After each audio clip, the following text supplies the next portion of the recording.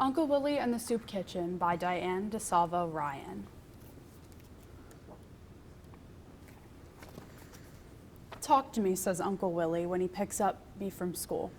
I go down the steps like a house on fire. Race you to the corner, I yell without stopping. Uncle Willie pretends to wobble on his string bean legs. He makes me laugh so hard when he gets to the corner before I do. While Mom's at work, Uncle Willie's job is to keep an eye on me. He's fine with me, and it's just fine with Uncle Willie. But during the day while I'm at school, Uncle Willie has another job. He works at the soup kitchen. We feed a lot of people today, said Uncle Willie. Spaghetti and meatballs. Good thing the bakery truck stopped to give us the extra bread. Uncle Willie checks his pocket and sprinkles crumbs onto the sidewalk. I check my pocket and pull my paper telescope. Why do you work there anyway? I ask, eyeballing Uncle Willie. It's important, Uncle Willie tells me. Sometimes people need help. Way up the block, I hear the can man's dangly cart piled high with empty cans he finds in our neighborhood. My mom says he cashes them in for money at the supermarket. Whenever I see the can man, he's pushing his shopping cart in the street. Today, he's out on the sidewalk though, moving his dangly cart right towards us. Let's go, I whisper to Uncle Willie, but he doesn't hear me. How's business, Frank? Uncle Willie hollers. One more block and I'm done for the day, the can man hollers back. Uncle Willie picks up an empty can and tosses it into the cart. 2 points for the basket, the can man says. He then hunches back over to his cart and gives it one long push. I hear the sound of those ratty wheels, clankety bump, until they are far, far away. Since when do you know that can man? I ask Uncle Willie. Since Frank came to eat at the soup kitchen, he says. But why doesn't Frank have his own place to live? Uncle Willie takes my hand and rocks it high and low. I never asked Frank where he lives, says Uncle Willie. In the soup kitchen, you only have to be hungry. When Mom walks me to school the next morning, I see a woman sleeping on the park bench. She looks lonely, I say. I feel kind of sad when I see her. Mom says there are a lot of lonely people these days. That's why I'm proud of Uncle Willie. He's doing something to help. But I wonder what it's like to work inside a soup kitchen. I mean, Uncle Willie goes there every single day, and I've never even gone with him once. Mom hands me my milk money and scoots me up the front steps. Why don't you ask Uncle Willie to take you next Monday, says Mom. Remember, you have a day off from school. All set? Asks Uncle Willie, bright and early Monday morning. All set, I say. I check my pocket and pull out my telescope. Uncle Willie grabs his cap and stuffs his pockets with bread. Mom kisses me goodbye and tells us to both keep out of trouble. The soup kitchen's not far away from where I live, but it feels like a very long way. We pass by my school, we pass by the supermarket, the drugstore, the bakery, and the laundry. When we get to Mr. Anthony's meat market, I'm dragging my feet. Let's stop and see if Mr. Anthony has anything for us today, says Uncle Willie. Mr. Anthony's door has a little bell on top that rings whenever it opens. Hello already, Uncle Willie hollers. Hello yourself, Uncle Anthony, says Uncle Willie. I got something special for you. When Mr. Anthony comes out from the back, he hands Uncle Willie a lumpy brown bag. He gives me a brown bag too. Chicken for the soup, Mr. Anthony tells us. Food for a feast, says Uncle Willie. The little bell rings again when the door closes, and I wave goodbye through the big front window. When we turn down the corner, Uncle Willie points to a small brick building. It looks old and kind of run down from the outside. Here we are, he says. A woman opens the big white door. Good morning, Shanta, smiling. You brought us a helper today. I shake Shanta's hand and follow Uncle Willie inside. The soup kitchen is small and bright.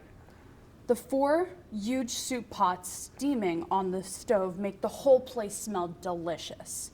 There are posters on the wall that say, "Have a nice day and no smoking, please." Look, I say, lunchroom tables just like my school. But what's that high chair doing there? Uncle Willie takes my bag and puts it down on the table. Little children come here too. Now, let me introduce you all around, says Uncle Willie. First, I meet a cat. This is Underfoot, Uncle Willie tells me. Underfoot works the night shift down in the basement. And then there's Brother Mike. Brother Mike opens the lumpy bags from Mr. Anthony's store and turns them upside down. Chickens, he says, looking over us. That's great. Thanks for picking them up. A man at the double sink is washing a big silver bowl. And this is George. Uncle Willie says, if it wasn't for George, we'd all be in hot water. Uncle Willie ties an apron and helps me tie one too. Now, let's get to work already. I watch Uncle Willie cut the celery short and skinny and split the tomatoes in fours. He chops the potatoes and parsley and onions and tosses them each into the soup pot. He smiles at me and jiggles a carrot. Perfect. Uncle Willie hoots and finishes off the string beans. Will you help me sort the fruits and vegetables, Shanta asks. The market gave us so much fruit that we can make a salad today. I separate the fruit and put it in the sink to wash. While Shanta slices, I mix the fruit inside the big silver bowl with a wooden spoon. Everything comes extra big around here. George walks over from the sink and opens a really big can of peanuts. He says he wouldn't mind one bit if he had some extra help. I put one big bowl of peanuts, one big plate of sliced cheese, one big dish of butter, and 2 big baskets of bread on every lunchroom table. I'm hungry, I say when Brother Mike gives every pot just one more stir. Break time, he says. Help yourself to a bowl of soup. Sit down already, Uncle Willie tells me. And make yourself uncomfortable. I pour myself a little bit of soup and a cup for Underfoot. Chicken and vegetable soup, I say, my favorite. I look around at all the empty chairs. But what if there's not enough soup, I ask. Uncle Willie waves his hand. It's just like magic, he tells me. There's always a little bit more. He pulls something out of his pocket. This little clicker will count how many people come here today so that we can make enough for tomorrow. When I'm finished eating, I peek outside and see a long line of people from the soup kitchen door to the corner.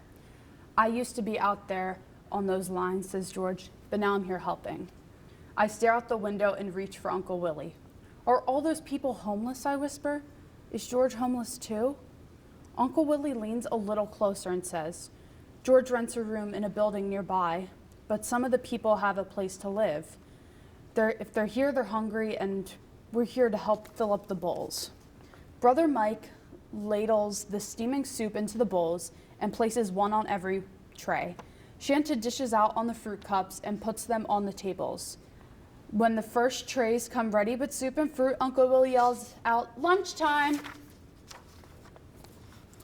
We let the big white door swing open and the first few people rush in at once. The soup is nice and hot right from the pot, hollers Uncle Willie. He says hello and just about everybody who comes in. And how are you, Double Jim? He asks Uncle Willie. Double Jim points to his belly and laughs. I'm twice as hungry and 2 times as big, he says. There are so many people pushing in at once that I can't even see inside anymore. Some of the guests try to shake my hand, but I stand stiffly against the door. He's got a day off from school, announces Uncle Willie, helping his hand on my shoulder. So he came by to see where I work.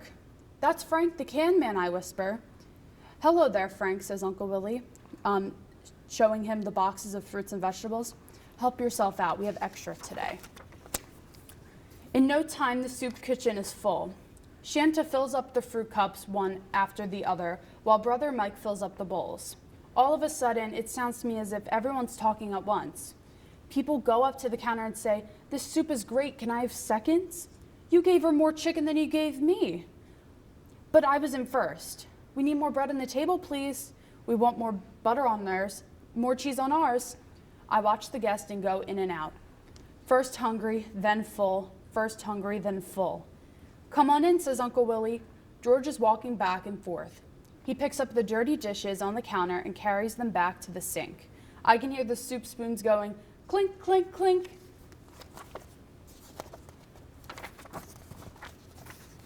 A woman shuffles by and stuffs her pocket with bananas.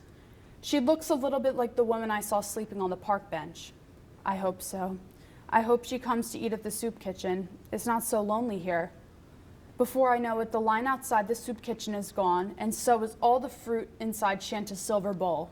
A few of the guests stay to help us all clean up. I hold the dustpan steady while Double Jim sweeps a pile for me to scoop. When Uncle Willie and I are ready to leave, he shakes hands with all the helpers. Brother Mike pushes open the big front door. Come again anytime, he says. We can always use the extra help. Thanks again for the soup, I hollered to everyone in the back. Barefoot liked it too. On the way home, Uncle Willie shows me the counter. We fed 121 people today, he tells me. That's a lot of citizens. I pulled my paper telescope out of the pocket and eyeball Uncle Willie. Uncle Willie looks like one big smile. Laughing, he picks up my empty can and hands it to me. I take the can and head for the trash. I turn, I fake, I jump, I shoot. Talk to me, says Uncle Willie, as he hoots as I score 2 more points for the basket. The end.